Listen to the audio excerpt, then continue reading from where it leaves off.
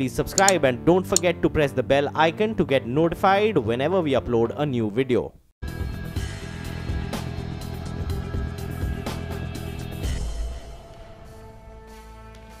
Hello and welcome to this CNBC TV18 special. The non-performing assets, NPAs, are in focus yet again as a big relief for all the beleaguered, debt-ridden companies has come. The Supreme Court today ordered a status quo on all cases under the Reserve Bank's February 12th circular. The Apex Court will now hear the cases in November. Well, does this stall the process of resolution of NPAs altogether? Because the IBC process was going on in full steam and the banks got a huge check of 1 lakh crore from just a couple of entities, Electro Steel and Bhushan Steel. Now is that process getting stalled with the court, Apex Court, saying that the RBI circular will be stayed for now? That's one question we are asking a very elite panel of bankers and bank regulators, former bankers and former regulators. We are also going to analyze some parts of the former Reserve Bank Governor Raghuram Rajan's reply to the Estimates Committee, which requested him to explain the origin of NPAs and the way forward. Joining me today to discuss both the circular that was kind of held back, held in abeyance by the Supreme Court today, and Raghuram Rajan's detailed analysis of the origin and resolution of NPAs are Mr. AK Purwar, former chairman of State Bank of India, VG Kannan, the chief executive officer of the Indian Banks Association, or IBA, that's the industry body. We also have with us Mr. HR Khan, former Reserve Bank of India deputy governor, and Mr. Umarji, former chief legal advisor to the IBA and one of the important contributors to the bankruptcy code itself. Well, gentlemen, thank you very much for your time, and you're the most valuable minds on both these subjects. Today's Supreme Court decision, as well as Raghuram Rajan's analysis of the origin of NPAs. Mr. Purwar, I first come to you. You must have seen in 1993, we thought DRTs is nirvana, and in a couple of years, they got clogged. We thought SARFAESI in 2003, 10 years later, is nirvana, and that also got stalled. And now one thought that all large cases, first 12, then 29, then another 60, 70 will go to the NCLT. That has gotten stalled today or delayed. Would you say that reform has kind of been stalled? I don't think so. In my view, the NCLT process or the resolution process of the sorting out large amount NPAs has to go forward. Well, court in its way and right, but they must have very valid reasons to do so, must have tried to further examine it and take a view on this. But having said that, I don't think that this process is stalled. I also feel, in addition, that, well, this is a good opportunity for some of the companies who have been fighting here and there and trying to resolve the issue, that they get some more period to find some sort of an amicable settlement. So I personally feel it's just a temporary setback, but it's an opportunity for a lot of people to sort those issues out. Okay. Let me come to you, Mr. Khan. You know, the February 12th circular had some very salutary impact, let us face it. A lot of SMA cases, SMA 1 and 2, have drastically reduced because everyone now knows who is the defaulter. They're all reporting to CRILIC. It also had the salutary impact of forcing power companies, lenders, and even the government. Look at the Power Ministry. They have put out a set of new, draft rules to amend the Electricity Act to force the DISCOMs to, pay up for the power that they consume.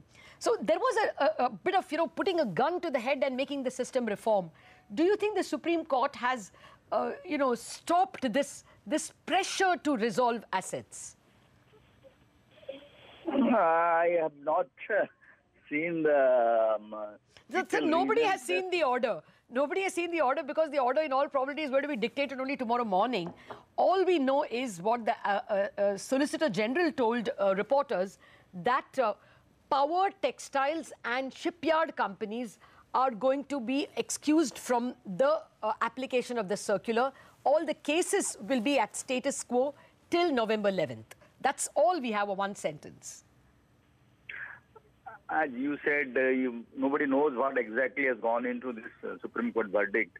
As you know, there have been, this problem is enormous. And my matter went to Allahabad High Court, and there RBI and government had taken different points of view. I think this is something very interesting when both the regulator and the government have a different points of view. Okay. And possibly that could have weighed on the mind of Supreme Court. There is possibly some reason where there is possibly a scope for going a bit slow, and there are some possibilities of resolution. So we can give some time. Probably that could have gone into the minds of Supreme Court while giving this verdict. But as you said, we don't know the rationale. Okay. But I agree. I agree with Mr. Purwar that this is not going to be a showstopper so far as resolution process is concerned. Some time is bought by some banks and borrowers, and this time should be gainfully used to reflect and see that what best we can do to see that these problems don't recur. Okay. Well, I want one view from everybody, and then we will look at what Raghuram Rajan spoke about NCLT as well. Mr. Kannan, what's your sense? The resolution mechanism was moving in full speed. Do you expect it to slow down a bit now? Who knows? November 11th, you may get another status quo order. See, the resolution process, there are two resolution processes. One is the pre-IBC process and the post-IBC process.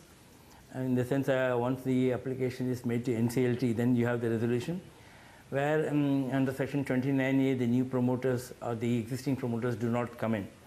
So that's a major deterrent for many promoters who find that they will be thrown out.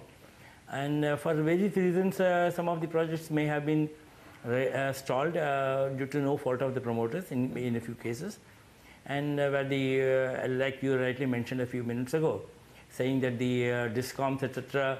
have been asked to make payment, and most of them have not paid, or they have reneging on the what you call PPAs etc. Yes. So I have a feeling that this possibly gives some time for them to do a resolution before the IBC process, which is what the Sunil Mehta Committee has been thinking about. And in fact, the RBI, if you see the February 12th circular, very clearly says that please do a resolution before this process. Yes. The only thing is they had put a date of 180 days, and which could be disputed, saying that it's too less or too long. Different people have their own versions. And you can't have an indefinite period for resolutions, and therefore the time was given. And maybe the Supreme Court will say that you give a particular time. But if subsequently, what's going to happen is, in case a person does a resolution now, before the IBC process, and in November, suppose for hypothetically speaking, the Supreme Court agrees with RBI, say, then what happens to the process? And in case he extends it, of course, it's or gives a different version, what will happen? So this actually creates more confusion, but I think the IBC resolution process is firmly in place, and it's a very welcome feature, and in the long run, it should be help proper resolution. Okay. So, you know, the courts have given amazing support to the IBC. At every point, the higher courts said that the hearing in the NCLT should continue even if a case is challenged in the Supreme Court. They didn't stop the hearing, and often they counted the court time out to, you know, set the clock of 180 days for the completion of the IBC process. So they've been very supportive. This is the first major hurdle that is coming from the apex court to the RBI circular, which is really an extension of the IBC process. So last word on this issue from you, Mr. Umarji.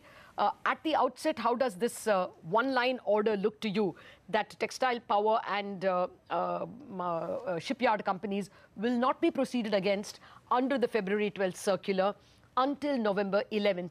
Is this smelling of the first threat that you saw to the DRT and the SARFACI processes? It's a sort of a temporary stay of the action under the RBI circular, but it is an effort to work out some resolution schemes for the purpose of these projects. Okay. I don't see it, it's not stay of any law or anything, it's a circular issued by RBI. Okay. So I see that it will ultimately be for the benefit of the industry and the bank. Okay.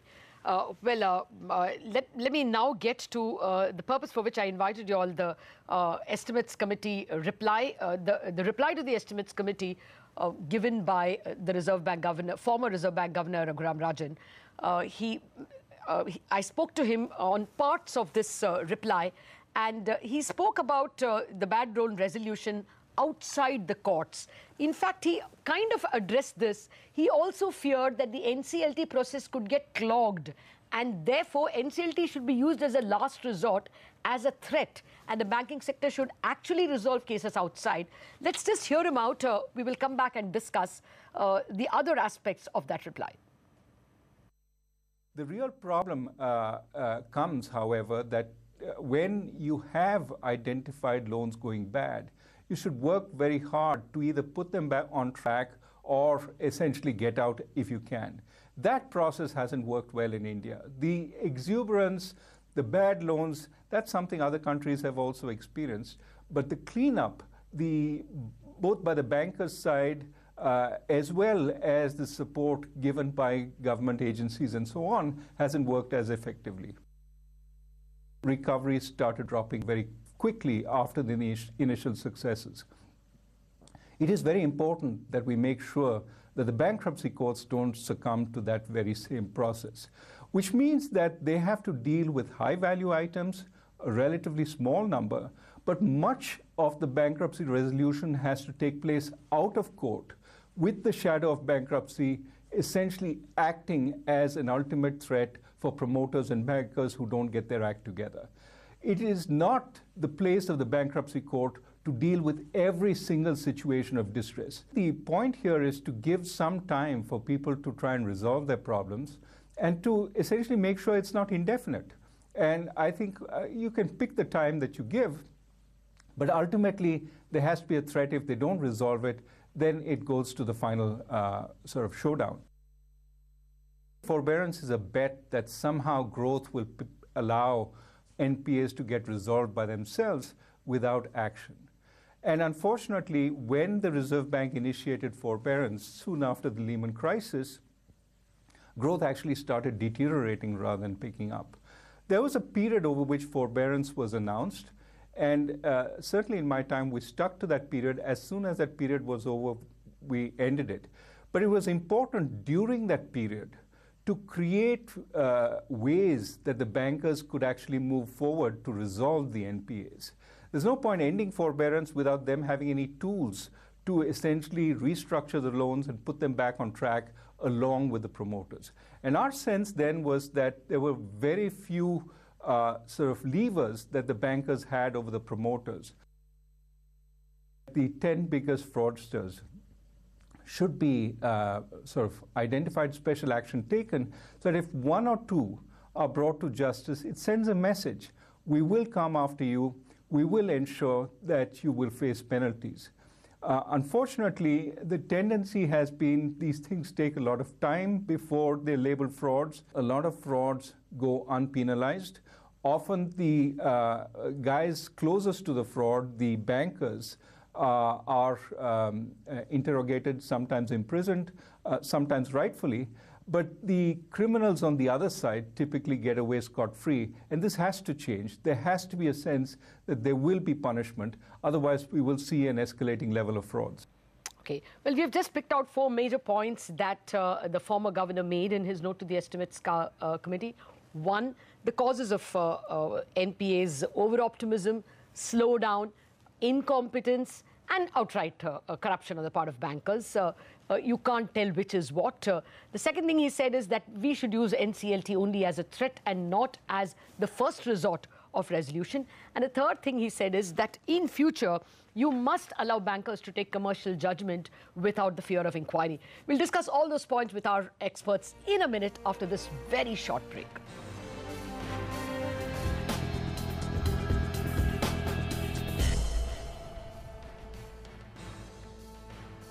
An insurance policy that covers you against injury due to an accident, a single policy covering death, loss of limbs and eyes, permanent and partial disablement, temporary disablement and medical expenses as optional cover. Presenting National Insurance's Personal Accident Insurance Policy. National Insurance, trusted since 1906. Babe, pizza order kar. किस खुशी में? I dumped him.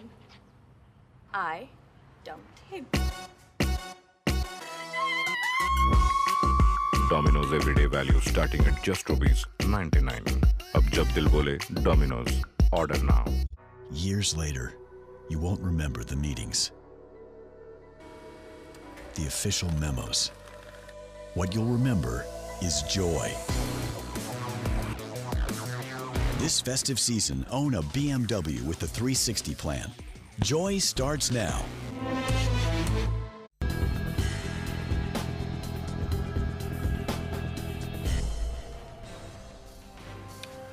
Welcome back to the special coverage on bad debt.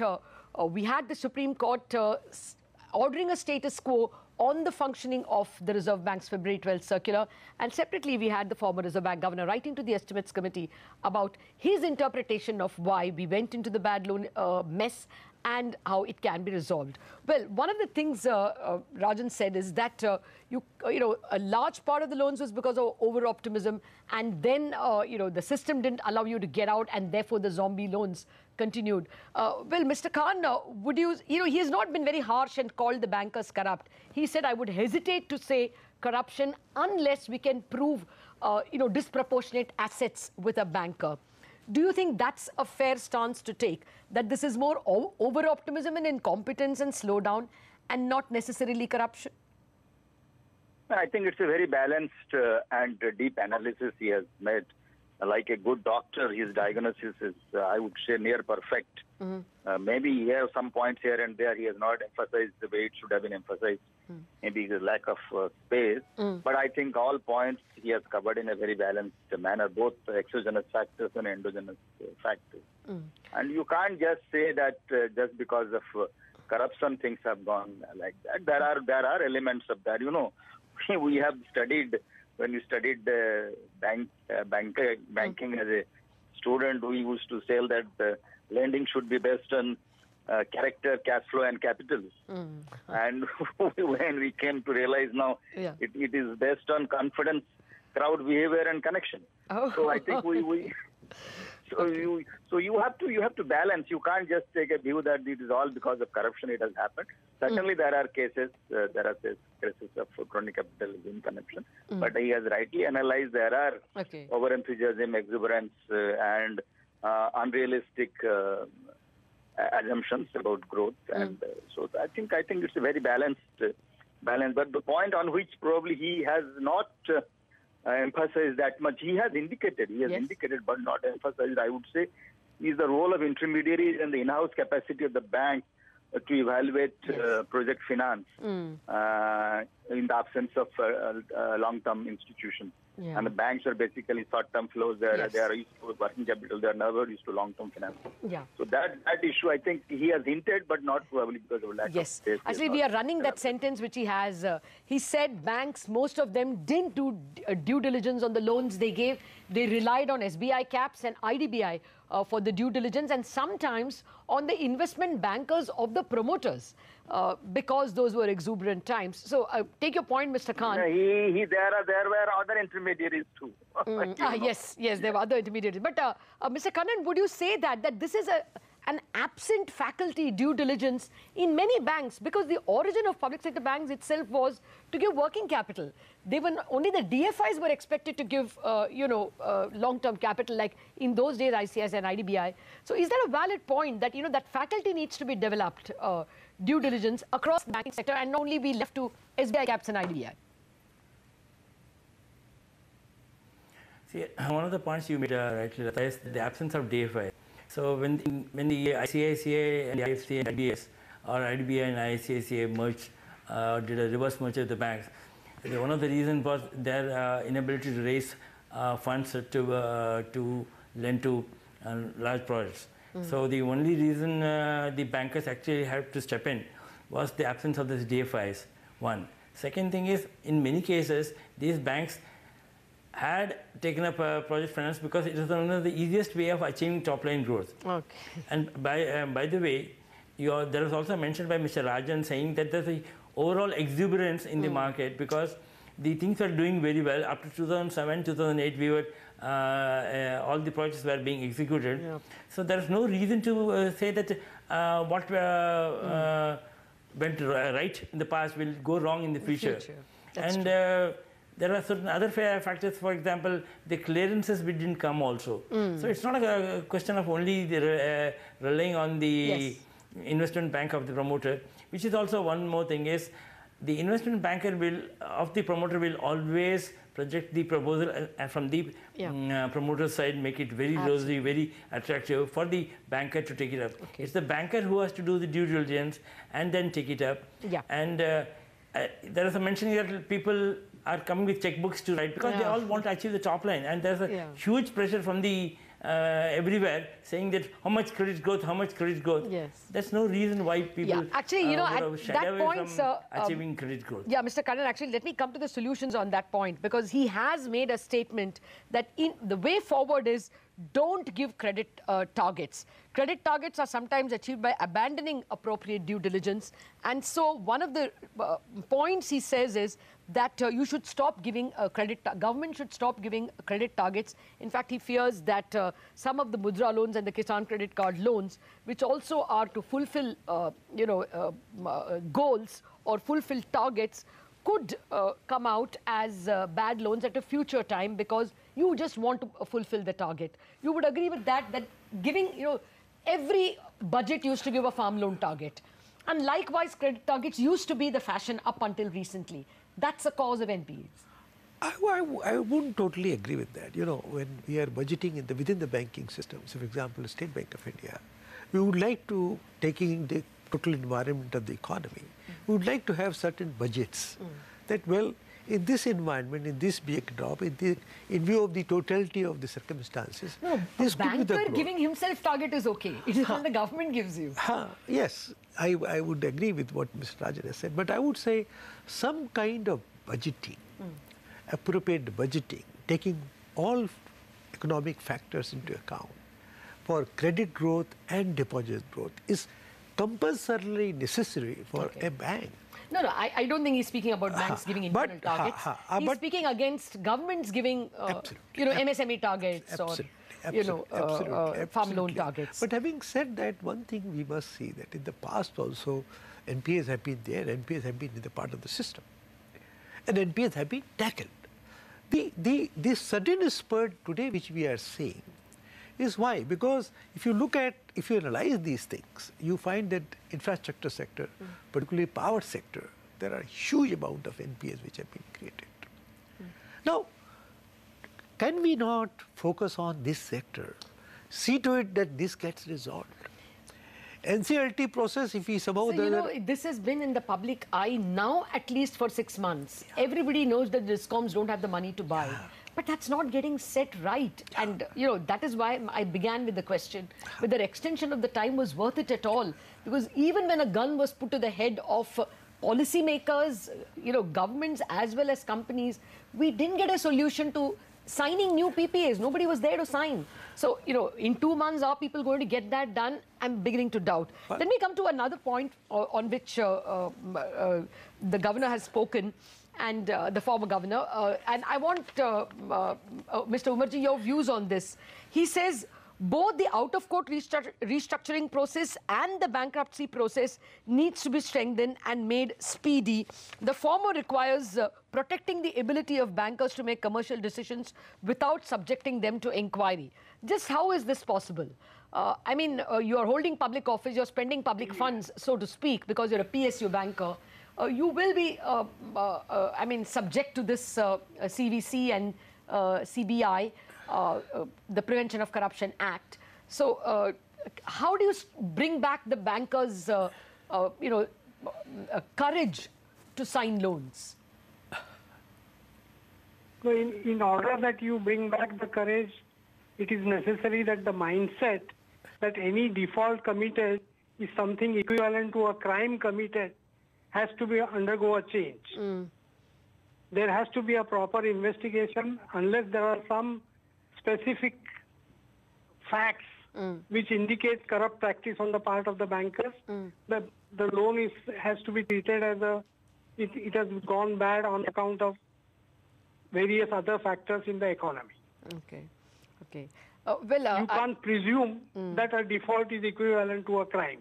Okay. Or a corrupt practice. Yes. Well, actually, the prevention of corruption. On the other issue which yes, sir. Go ahead, Honorable sir. Governor mentioned about out of court, out of NCLT resolution plans, you see, the issue is that I am the borrower, I am running the industry, I know when the loan is becoming due, I know that I have committed a default. Yes.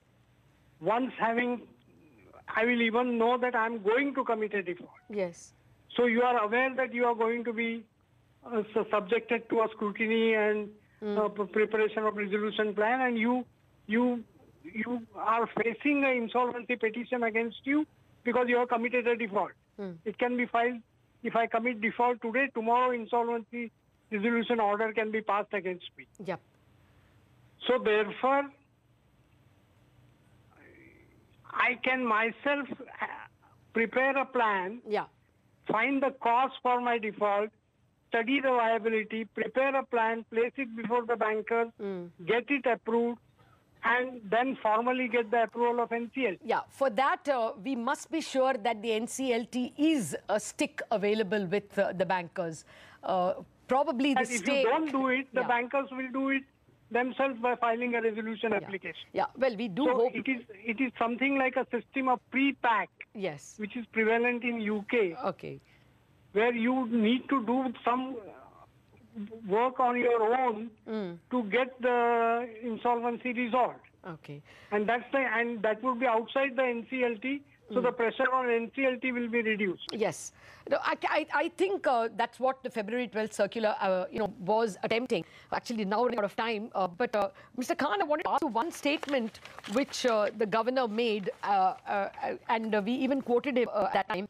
He said he had sent a list of top 10 defaulters to the PMO who were clearly fraudsters. And included in that, I mean, he didn't say it, but I remember at that time, 2015, the list included Wyndham Diamonds, Deccan Chronicle, and Zoom developers and names like that. What became of it, Mr. Khan? Wasn't there a coordinated investigation to get them in 2015? No, that is a valid point, because you have to pick up some large cases and investigate quickly and set exemplary punishment so that others are deterred from doing it. So I think the system we follow from one agency to another agency, and one agency not sharing information with other, and investigation happens in a different manner, and it takes a long time. People in the investigation agency may not have the competence and commitment to take to the logical conclusion. So all host of factors contribute to delay in the process. In the process, what happens? So those high-profile cases don't reach some conclusion. You don't met out some exemplary punishment, which has a salutary effect. But nothing came of it, in spite of him sending the list. And that's what I'm telling. It is the process is such. That's why it goes around circles and circles. And so possibly, there could have been a separate cell which would have looked at some of these high-profile cases, and it could have been brought to the conclusion that could have some impact. But now that's past. Now that we have a separate framework, I think that needs to be strengthened. That's what we should look forward to. Okay. Well, that's one of the things we should look for an integrated cell to look at clear fraud cases, which may be a small part of the NPAs, but it's a rising part, as the former governor points out, as well, perhaps to ensure that there is a self-correcting mechanism. The February 12th circular tried to put that in, that on day one of the default, the bankers get together and try and repair. Let's hope that process has not been stymied by the status quo order coming in from the Supreme Court. Gentlemen, I know we tried to discuss a lot of things in just about 20 minutes, but thank you very much for your time. We wrap up this special show, Breaking Bad Debt.